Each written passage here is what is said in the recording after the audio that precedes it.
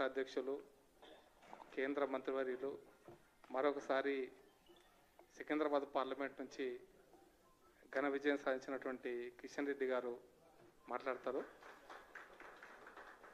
వారితో పాటు ఈ ప్రెస్ కాన్ఫరెన్స్లో అభయ్ పటేల్ గారు మొన్నటి పార్లమెంట్ ఎలక్షన్స్లో మనకు ఇన్ఛార్జిగా ఉన్నారు.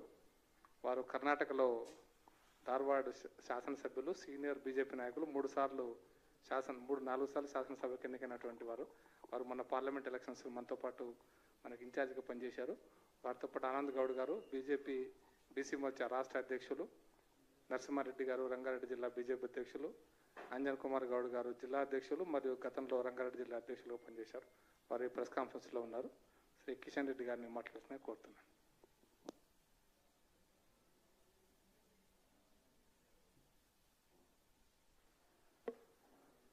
మిత్రులందరికీ నమస్కారం.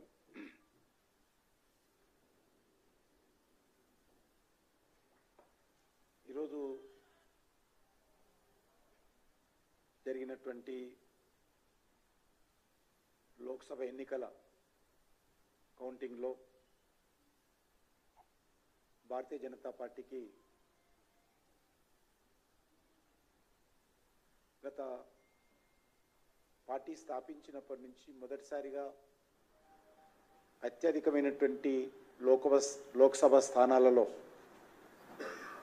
విజయం తెలంగాణ ప్రజలు ఇవ్వడం జరిగింది. ఆ రకంగా ఉమ్మడి ఆంధ్రప్రదేశ్లో కూడా, ఆంధ్రప్రదేశ్ తెలంగాణ కలిపి కూడా ఏ రోజు కూడా మేము ఇన్ని స్థానాలలో స్వతంత్రంగా పోటీ చేసి గెలవలేదు. కానీ ఈరోజు బీజేపీ ఏ పార్టీతో పొత్తు లేకుండా స్వతంత్రంగా తెలంగాణ రాష్ట్రంలో 8 స్థానాలలో విజయం సాధించడము నిజంగా తెలంగాణ ప్రజలు భారతీయ జనతా పార్టీ పట్ల, నరేంద్ర మోడీ గారి నాయకత్వం పట్ల విశ్వాసంతో ఈ యొక్క బీజేపీ అభ్యర్థులను ఆశీర్వదించి మరి విజయాన్ని చేకూర్చారు. నరేంద్ర మోడీ గారి నాయకత్వం పట్ల తెలంగాణ ప్రజలు సంపూర్ణమైనటువంటి విశ్వాసాన్ని ఉంచి బీజేపీని ఆదరించడం జరుగుతుంది. అంతేకాకుండా గణనీయమైనటువంటి ఓటింగ్ కూడా ఎక్కడైతే మేము విజయం సాధించలేదో ఆ స్థానాలలో కూడా పెద్ద ఎత్తున ఓటింగ్ పర్సెంటేజ్ కూడా భారతీయ జనతా పార్టీ ఈ ఎన్నికల్లో పొందడం జరిగింది. చాలా తప్పుడు ప్రచారం, బీజేపీ గెలిస్తే రాజ్యాంగాన్ని మారుస్తారు, పేదలకు ఇస్తున్నటువంటి రిజర్వేషన్ తీసేస్తారు అనేటువంటి తప్పుడు ప్రచారం చేసినప్పటికీ కూడా అటు కాంగ్రెస్ పార్టీ, బీఆర్ఎస్ పార్టీ ఇద్దరు కలిసి జతకట్టి మా మీద బురద జల్లినప్పటికీ, విష ప్రచారం చేసినప్పటికీ కూడా తెలంగాణ ప్రజలు వాళ్ళ మాటలు నమ్మలేదు.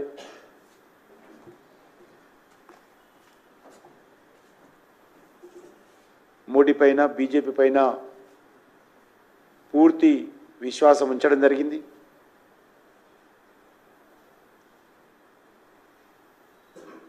భారతీయ జనతా పార్టీ తెలంగాణ రాష్ట్రంలో ఈ ఎన్నికల ద్వారా తన బలాన్ని పెంచుకోవడం జరిగింది. ఒక రాజకీయ శూన్యత తెలంగాణ రాష్ట్రంలో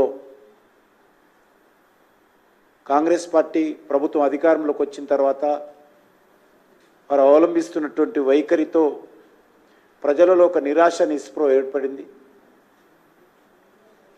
ఏ బీఆర్ఎస్ పార్టీ పోవాలనుకున్నారో,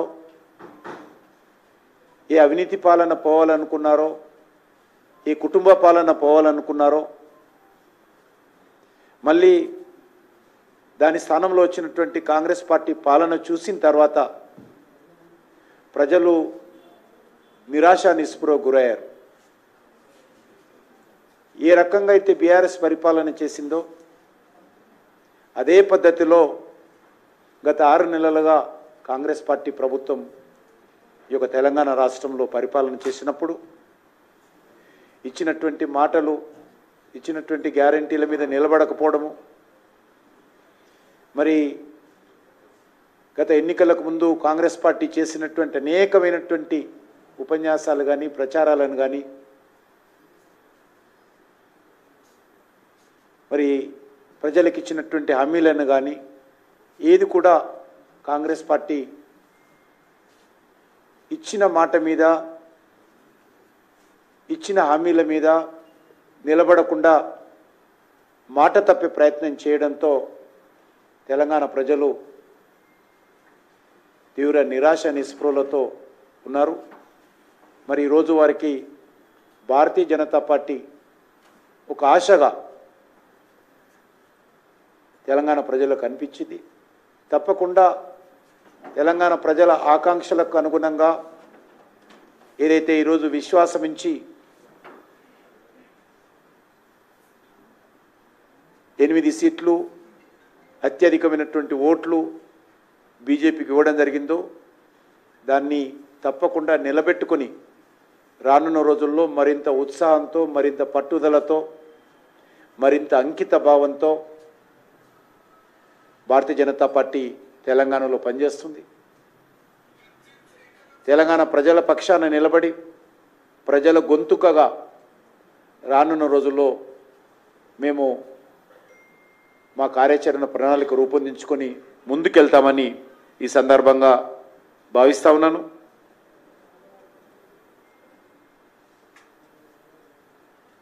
ఈరోజు భారతీయ జనతా పార్టీ తెలంగాణలో ఒక ప్రత్యామ్నాయ రాజకీయ శక్తిగా ఈరోజు చాలా స్పష్టంగా ప్రజల ముందుకు రావడం జరిగింది.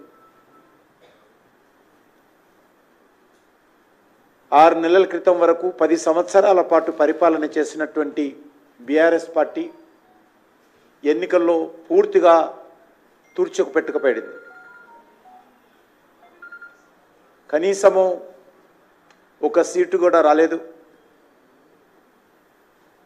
వాళ్ళ కంచుకోటగా చెప్పుకున్నటువంటి మెదక్ సీటును కూడా ఈరోజు భారతీయ జనతా పార్టీ బద్దలు కొట్టి అక్కడ జెండా ఎగరవేయడం జరిగింది. అంతేకాకుండా నేను కాంగ్రెస్ పార్టీ ముఖ్యమంత్రి కూడా కోరుతా ఉన్నాను. రెఫరెండం అన్నాడు ఆయన, మేము దానికి స్పందించలేదు, అది వేరే విషయం.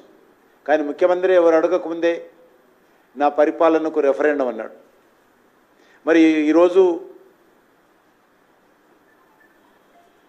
కాంగ్రెస్ పార్టీ 50% సీట్లు కూడా రాలేదు. కాబట్టి ఏ రకంగా దాన్ని రెఫరెండంగా తీసుకుంటాడో, మరి ఏమి ఆలోచన చేస్తారో తెలంగాణ ప్రజల ముందు చెప్పాల్సినటువంటి అవసరం ఉంది. ముఖ్యంగా మనకు తెలుసు, కాంగ్రెస్ పార్టీ ఫేక్ వీడియోలు తయారు చేయడము, ప్రజలను రెచ్చగొట్టేటువంటి ప్రయత్నం చేయడము, అసెంబ్లీ ఎన్నికల్లో ఇచ్చినటువంటి గ్యారంటీలు పక్కన పెట్టి కొత్త గ్యారంటీలు ఇవ్వడము, ఇవన్నీ చేసినప్పటికి కూడా మరి కాంగ్రెస్ పార్టీ ఎన్నికల ఫలితాలు మనం అందరం చూసాం. 100 రోజుల్లో గ్యారంటీలు అమలు చేస్తాము, 100 రోజుల్లో హామీలు ముందుకు తీసుకెళ్తామని చెప్పినటువంటి కాంగ్రెస్ పార్టీ ప్రభుత్వము ఇచ్చిన మాట మీద నిలబడని కారణంగా అనేక సాకులు చూపుతూ, దేవుళ్ళ మీద ఒట్లేస్తూ ముఖ్యమంత్రి గారు కాలం గడుపుతున్నటువంటి పరిస్థితి చాలా స్పష్టంగా కనిపించింది. అందుకే ప్రజలు ఈరోజు తెలంగాణలో అత్యధికమైనటువంటి ఎన్నడూ లేని విధంగా బీజేపీకి పట్టం కట్టారు. తప్పకుండా ప్రజల యొక్క నమ్మకాన్ని, విశ్వాసాన్ని పదిలపరుచుకుంటూ మేము భవిష్యత్తులో మరింతగా మా యొక్క బలాన్ని పెంచుకునేటువంటి ప్రయత్నము, ప్రజల యొక్క ఆశీస్సులు పొందేటువంటి ప్రయత్నం చేస్తామనేటువంటి విషయాన్ని ఈ సందర్భంగా మనవి చేస్తా ఉన్నాను. కాంగ్రెస్ పార్టీ హామీలు ఇస్తుందే తప్ప అది శాసనసభ ఎన్నికల్లో కావచ్చు, పార్లమెంట్ ఎన్నికల్లో కావచ్చు, ఏ హామీలు ఏ రకంగా అమలు చేయబోతున్నారు, వాళ్ళకి సంబంధించినటువంటి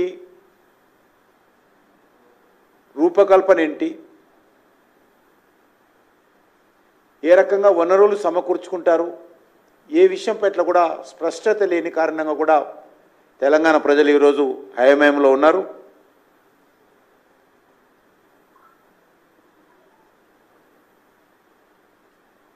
కానీ వచ్చినటువంటి 6 నెలల లోపలనే కాంగ్రెస్ పార్టీ యొక్క ప్రజలపై ఉన్నటువంటి విశ్వాసం ఏదైతుందో ఈరోజు పోగొట్టుకుంది. కాబట్టే ఈరోజు భారతీయ జనతా పార్టీకి ఇన్ని ఓట్లు, ఇన్ని సీట్లు రావడం జరిగింది. మేము ఇంకా మరింత కష్టపడి పనిచేసినట్లయితే మరికొన్ని సీట్లు సాధించే వాళ్ళం. కానీ అనేక కారణాల కారణంగా మేము అనుకున్నటువంటి సీట్లు కొన్ని మేము అక్కడ విజయం సాధించలేకపోయాము. తప్పకుండా దీనిపైన మేము చర్చించుకొని రానున్న రోజుల్లో మరింతగా ప్రజల మధ్యలోకి వెళ్ళి ఏ రకంగా పనిచేయాలో, ఏ రకంగా మా శక్తిని పెంచుకోవాలో మేము కార్యాచరణ ప్రణాళిక రూపొందించుకొని ముందుకెళ్తామనేటువంటి విషయాన్ని ఈ సందర్భంగా మనవి చేస్తూ, ఎన్డీఏ ప్రభుత్వము మూడోసారి నరేంద్ర మోడీ గారి నాయకత్వంలో ఏర్పడిపోతున్న సందర్భంగా నేను దేశ ప్రజలకు కూడా హృదయపూర్వకమైనటువంటి కృతజ్ఞతలు తెలియజేస్తా ఉన్నాం.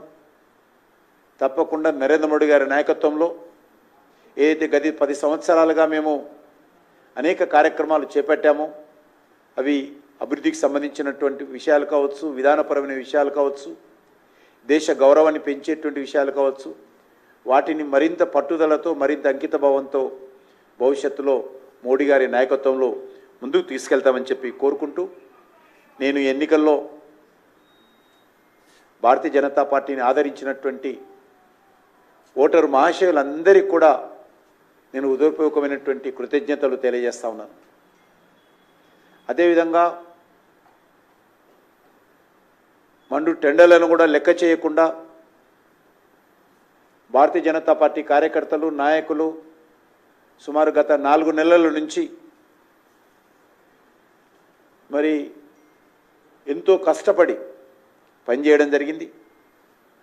కార్యకర్తల యొక్క కష్టము, ప్రజల యొక్క ఆశీస్సులే ఈరోజు ఈ ఫలితాలను నాకు తెచ్చిపెట్టాయి. కాబట్టి నేను పార్టీ కార్యకర్తలకు, నాయకులకు కూడా రాష్ట్ర భారతీయ జనతా పార్టీ తరఫున మరి హృదయపూర్వకమైనటువంటి కృతజ్ఞతలు పార్టీ కార్యకర్తలకు మీ ద్వారా కూడా తెలియజేస్తా ఉన్నానని ఈ సందర్భంగా మనవి చేస్తూ, మరి ఈరోజు మనం చూస్తూ ఉన్నాం ఇటీవల జరిగినటువంటి 4 రాష్ట్రాలలో ఎన్డీఏ భాగస్వామ్య పార్టీల అధికారంలో రావడం జరిగింది. అరుణాచల్ ప్రదేశ్, ఒరిస్సాలో భారతీయ జనతా పార్టీ నేతృత్వంలో అధికారంలోకి వచ్చాం. అదేవిధంగా సిక్కింలో కానీ, ఆంధ్రప్రదేశ్లో కానీ ఎన్డీఏ నాయకత్వంలో అధికారంలో రావడం జరిగింది. కొత్తగా 2 రాష్ట్రాలు ఈరోజు ఎన్డీఏ నేతృత్వంలో అధికారంలో రావడము చాలా సంతోషకరమైన అంశము.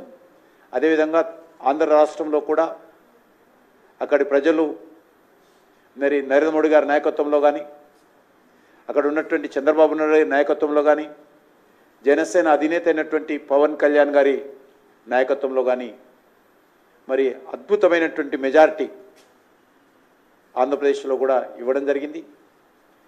నేను ఒక తెలుగు రాష్ట్రానికి సంబంధించినటువంటి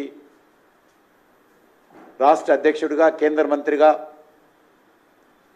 ఆంధ్రప్రదేశ్ ప్రజానీకాన్ని కూడా మరి హృదయపూర్వకమైనటువంటి కృతజ్ఞతలు తెలియజేస్తా ఉన్నాను. తప్పకుండా రానున్న రోజుల్లో మరి దేశవ్యాప్తంగా కూడా అభివృద్ధి విషయంలో మరింత వేగవంతంగా మరింత నిర్మాణాత్మకంగా ముందుకెళ్తామని ఈ సందర్భంగా మనవి చేస్తా ఉన్నాను.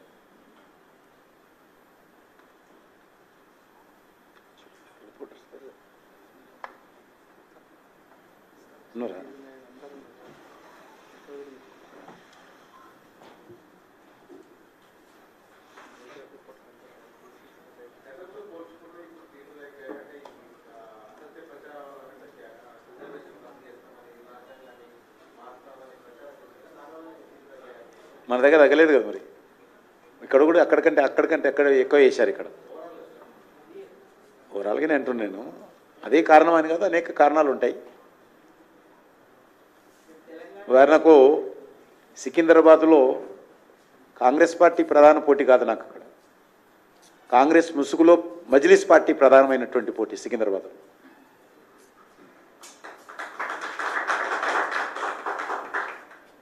సికింద్రాబాద్లో కాంగ్రెస్ ముసుగులో మజ్లిస్ పార్టీ ప్రధానంగా పోటీ చేసి మనల్ని ఓడించాలని. కాబట్టి దేశంలో అనేక రకాల కారణాలు ఉన్నాయి. అవన్నీ కూడా తప్పకుండా జాతీయ స్థాయిలో మా పార్టీ నాయకత్వం విశ్లేషిస్తుంది. ఎందుకంటే ఉత్తరప్రదేశ్లో ఈరోజు చూస్తే అది అభివృద్ధి విషయంలో కావచ్చు, మాఫియా విషయంలో కావచ్చు, గుండాయిజంల విషయంలో కావచ్చు, రౌడీయిజం విషయంలో కావచ్చు, మౌలిక వసతుల కల్పన కావచ్చు, లేకపోతే పేద ప్రజలకు న్యాయం జరిగే విషయంలో కావచ్చు, అద్భుతంగా మా ఎన్డీఏ ప్రభుత్వం కావచ్చు, లేకపోతే యోగి గారి ప్రభుత్వం కానీ, ఢిల్లీలో కేంద్రంలో మోడీ గారి ప్రభుత్వం కానీ ఉత్తరప్రదేశ్ కోసం పనిచేసింది. కాబట్టి ఏ రకంగా సీట్లు తగ్గాయనే విషయంలో తప్పకుండా జాతీయ స్థాయిలో విశ్లేషణ చేసుకుంటాం. రానున్న రోజుల్లో దాన్ని సరిదిద్దుకునేటువంటి ప్రయత్నం కూడా చేస్తాం. అనేక రకాల తప్పుడు హామీలు ప్రజలకు ఇచ్చారు. కటాకట్ ప్రజలకు నెలవారీగా డబ్బులు ఇస్తామని మభ్యపెట్టేటువంటి ప్రయత్నం చేశారు. మనం చూస్తున్నాం ఇప్పుడు వాళ్ళు ఇచ్చినటువంటి కర్ణాటకలో హామీలు ఏమైనాయి, హిమాచల్ ప్రదేశ్లో హామీలు ఏమైనాయి, తెలంగాణలో హామీలు ఏమైనాయి.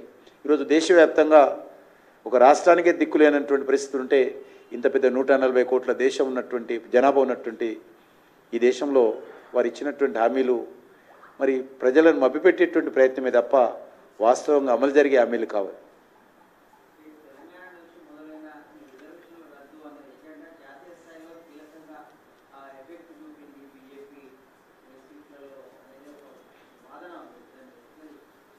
బట్ ఇక్కడ ప్రజలైతే నమ్మలేదు. ఇక్కడ నుంచి స్టార్ట్ అయినా కూడా తెలంగాణ ప్రజలు నమ్మలేదు. ఎందుకంటే కాంగ్రెస్ పార్టీ ఏంటో గత 6 నెలలుగా అధికారంలోకి వచ్చిన తర్వాత స్వయంగా మళ్ళీ ఒకసారి అనుభవిస్తున్నారు కాబట్టి వాళ్ళ మాటలు నమ్మలే.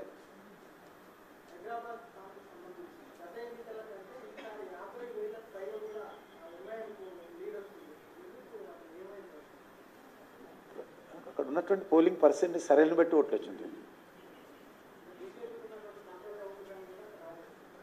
అట్లే ఓటు తగ్గలేము. బీజేపీ గతంలో వచ్చిన కంటే ఓట్లు పెరిగినాయి. పోలింగ్ పర్సెంటేజ్ పెరిగి ఉండొచ్చు కానీ బీజేపీ ఓట్లు తగ్గల. బీజేపీ గతంలో వచ్చినటువంటి 2019లో వచ్చినటువంటి ఓట్ల కంటే ఇప్పుడు పెరిగింది. బీజేపీకి వచ్చినటువంటి ఓటింగ్ పెరిగింది, సాంప్రదాయ ఓట్లు పెరిగింది. మాకు అన్నీ ఖమ్మం లాంటి కాన్స్టిట్యున్సీలో కూడా మాకు 1,77,000 ఓట్లు వచ్చింది. ఖమ్మం లాంటి కాన్స్టిట్యున్సీలో కూడా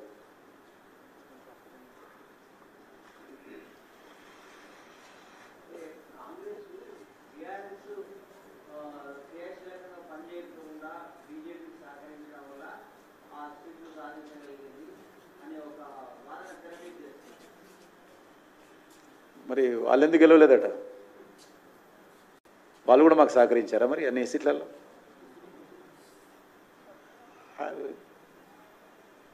ఆడలేక మధ్యలో తోడంటారు కదా. ఈరోజు నాంపల్లిలో నేను చూస్తా కదా, నాంపల్లి అసెంబ్లీలో కాంగ్రెస్ కార్యకర్తలు ఎక్కడ పోలే, డోర్ టు డోర్ క్యాంపెయిన్ చేయలే, కరపతాలు వంచలే, మీటింగ్లు పెట్టలే, అభ్యర్థి ఏ రోజు కూడా అక్కడ వచ్చినట్టు కూడా తెలియదు. మరి ఓట్లు వచ్చినాయి కాంగ్రెస్కు. కాబట్టి అదొకటే ఇష్యూగా టీఆర్ఎస్ పార్టీ తెలంగాణ ప్రజలు వద్దనుకున్నారు, గత శాసనసభ ఎన్నికల్లో చూశారు. కాబట్టి ఈరోజు నరేంద్ర మోడీ గారి నాయకత్వంలో తెలంగాణలో బీజేపీ బలపడాలని కోరుకుంటున్నారు. భవిష్యత్తులో బీజేపీ తెలంగాణ రాష్ట్రంలో ముందుకెళ్లాలని కోరుకుంటున్నారు. కాబట్టి ఆ దిశలోనే ఈ ఓటింగ్ సరళి జరిగిందని మేము అనుకుంటున్నాం. ధన్యవాదాలు. Thank you. మీరు కూడా ఉదయం నుంచి రాత్రి వరకు రిపోర్టర్స్ గత మరి మార్నింగ్ 6 నుంచి రాత్రి 11 వరకు కూడా మీరు ఉండి పనిచేశారు. మీ అందరికీ నేను రాష్ట్ర పార్టీ అధ్యక్షుడు హృదయపూర్వకమైనటువంటి కృతజ్ఞతలు, ధన్యవాదాలు తెలియజేసుకుంటున్నాను. మీ ఇంట్లో కుటుంబ సభ్యులు కూడా మా పార్టీని క్షమించాలని కోరుకుంటున్నాను.